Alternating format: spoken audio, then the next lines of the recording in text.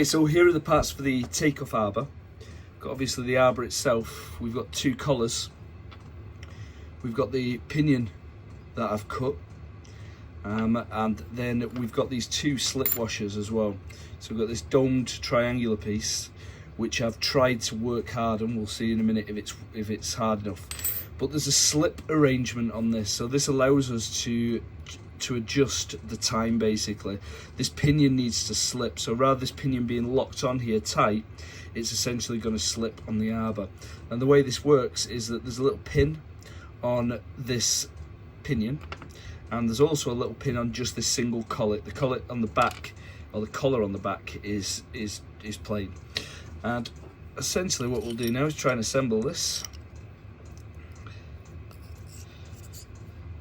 So I've just gone off and positioned this into the right place, so that's why that one's locked on there. This is in the right position.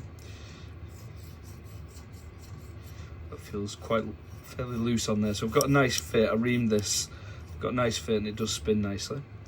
So then next on here is this large brass wheel. Just let me get this the right way around. Okay, and there is a hole on this, which, and this is the moment of truth, I've not actually tried to assemble this yet. So this should just fit.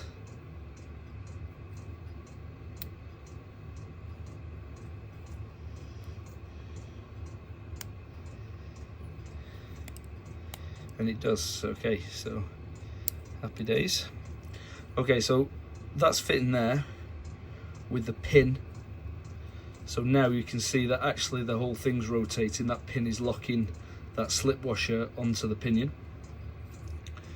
And then next on is this triangular piece. Now this is the bit that I'm most nervous about, because here we've gonna have to try, and obviously with it being domed, it's not quite as easy to align. I'm gonna now try and fit this collar on.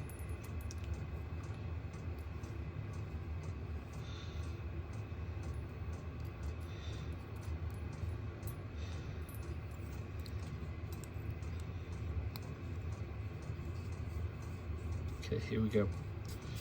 So this collar's going on now. Now I'm going to try and align this.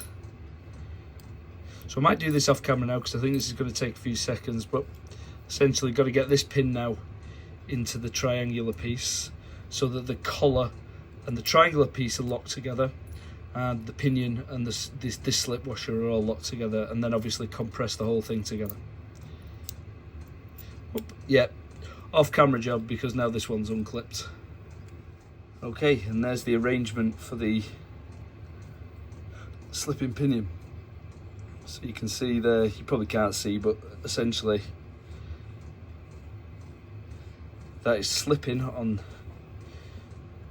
and the actual rubbing mating surfaces of this triangular washer against the flat washer.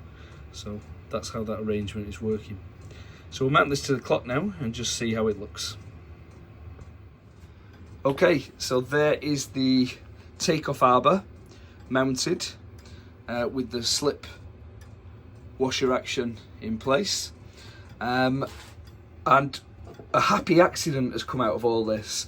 I originally read the plans and made another lantern pinion, because it says so you can use a lantern pinion, basically a mirror of that one there. And I decided, actually, once I'd made the lantern pinion, that it didn't look very nice, and that a proper pinion would look much better. And instead of wasting that lantern pinion, I actually replaced it for the one that was on here. So actually that is the new lantern pinion now on the second wheel, or centre wheel.